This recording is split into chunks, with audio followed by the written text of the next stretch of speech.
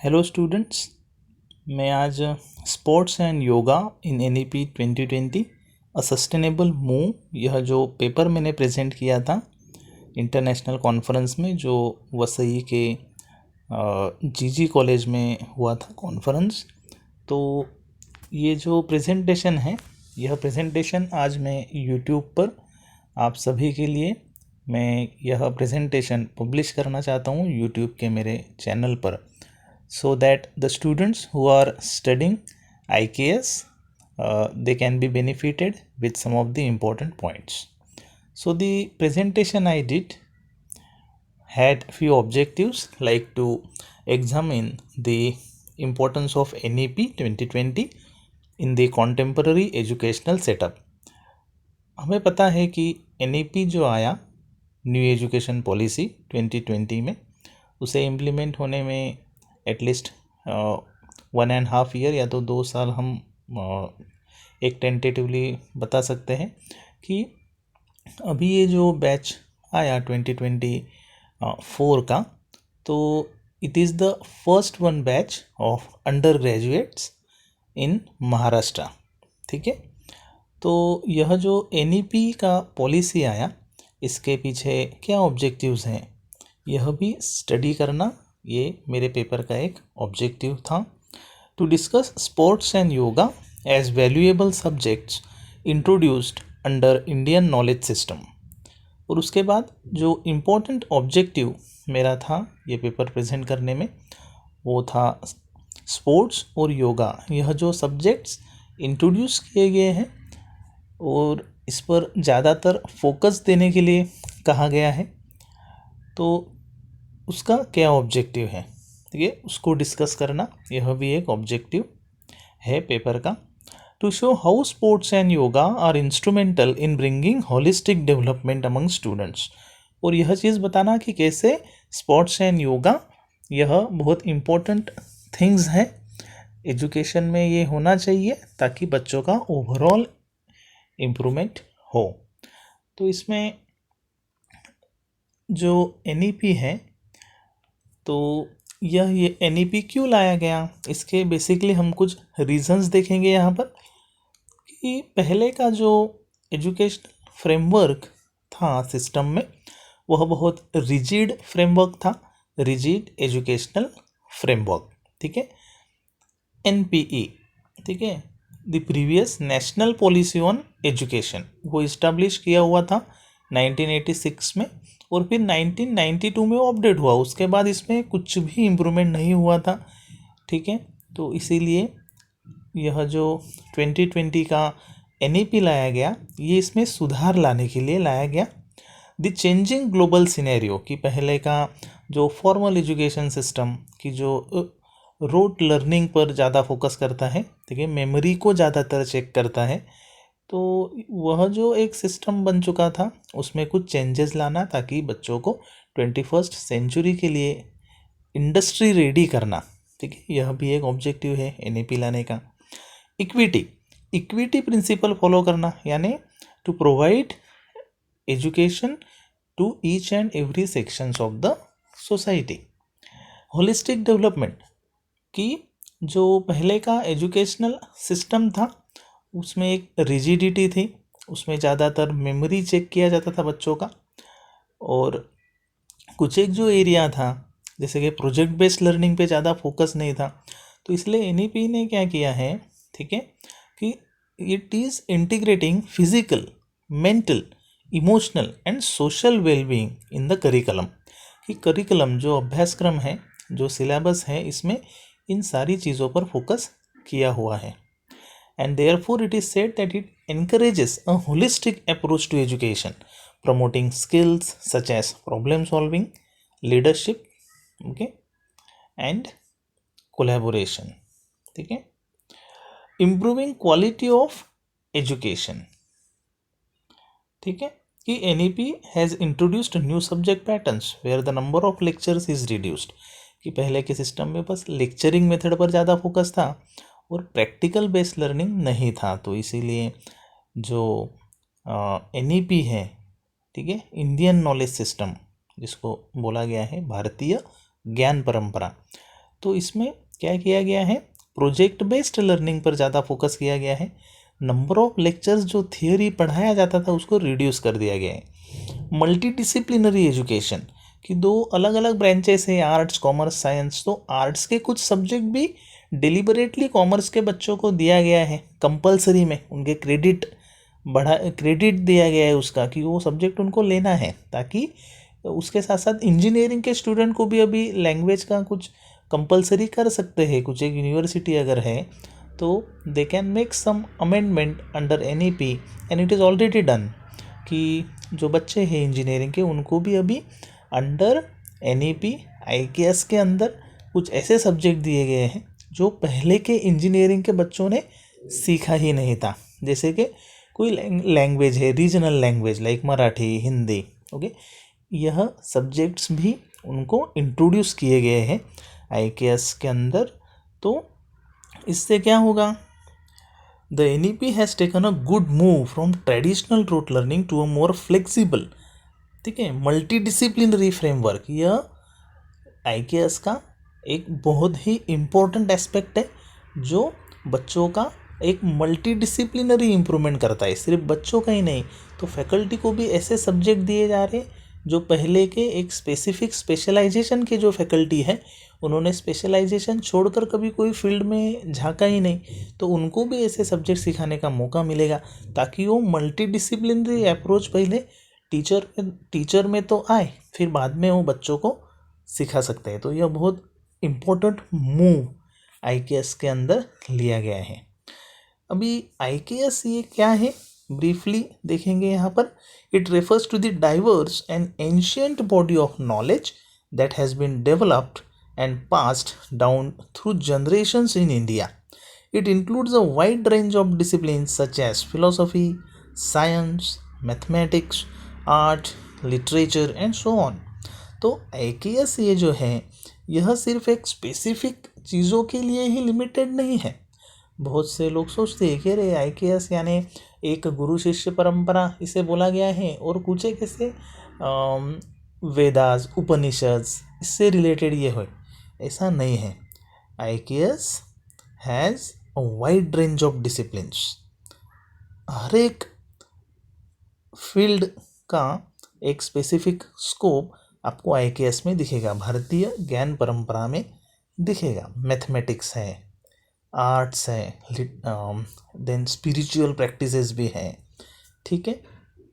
तो ये सारी चीज़ें एक रिवाइव करने का एक जो ऑब्जेक्टिव इस NEP 2020 का है, एक ऐसी परंपरा जो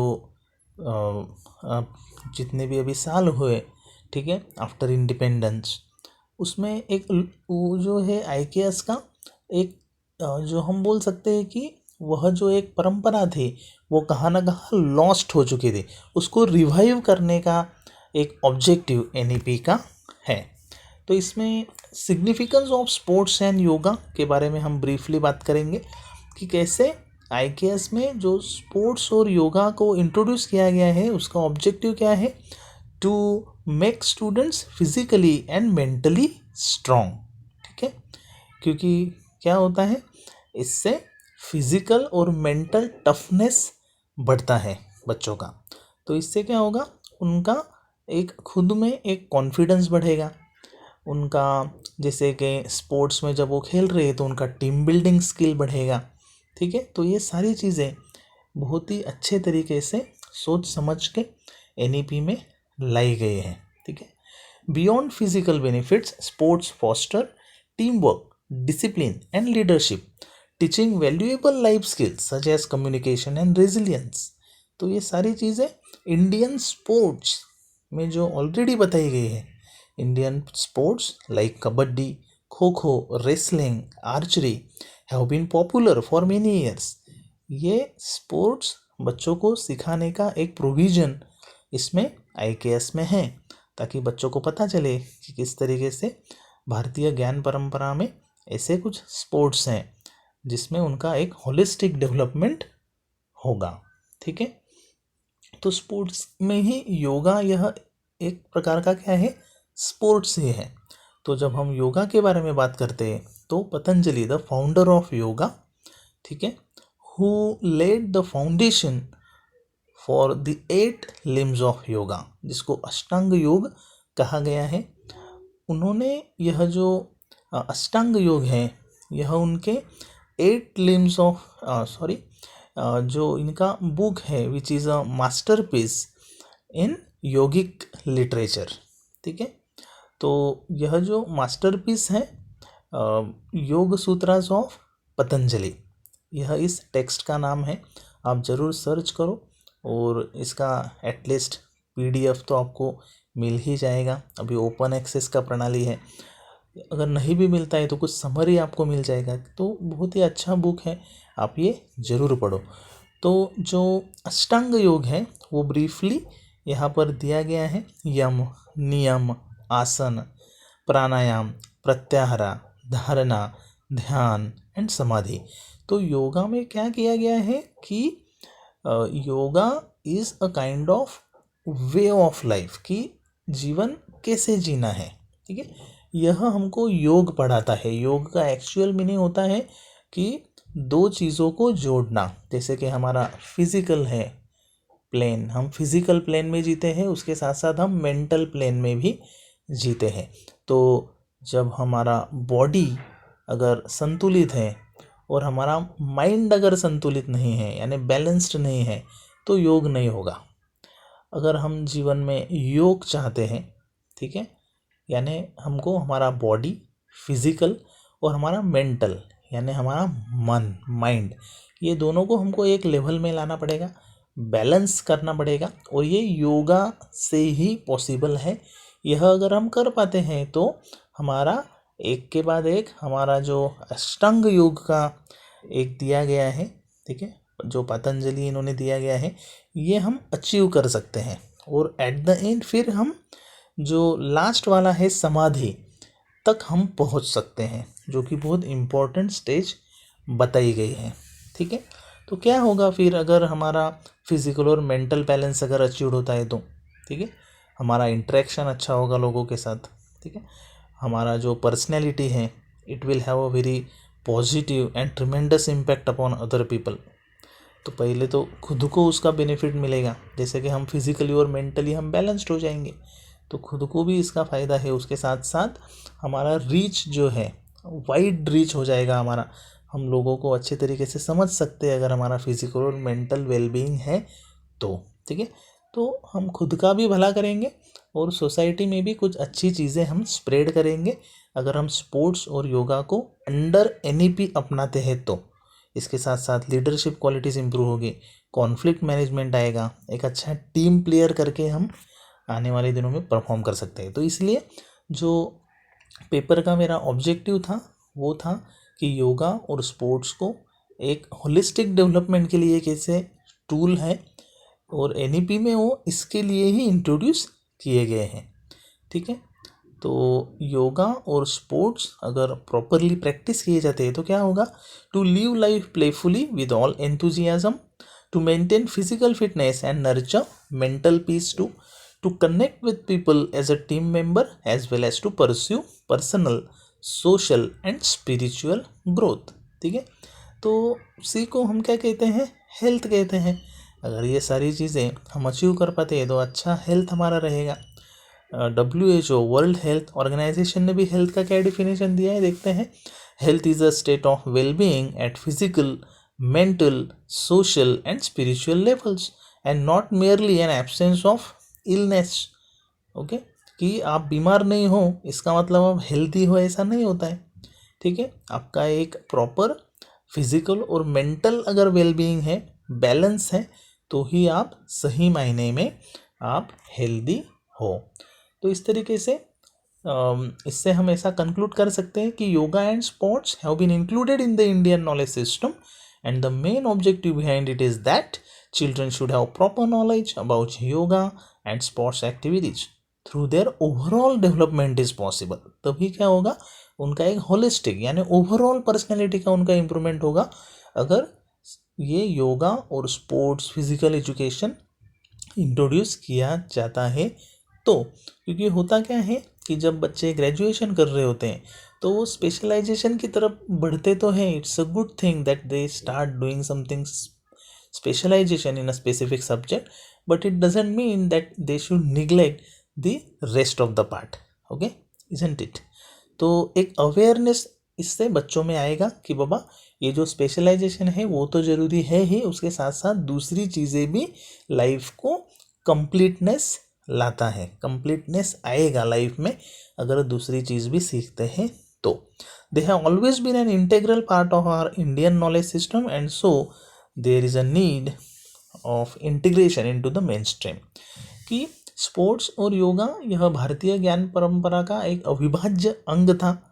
तो इसे अगर NEP के अंडर हम एजुकेशन सिस्टम में लाते हैं तो it is a good thing. ठीक है, कि ये मेन स्ट्रीम में आएगा. ठीक है, तो इसीलिए ऐसा हम कहेंगे कि यह जो इनिशिएटिव लिया गया है NEP में to introduce sports and yoga is a very healthy decision. ठीक है, थैंक यू वेरी मच.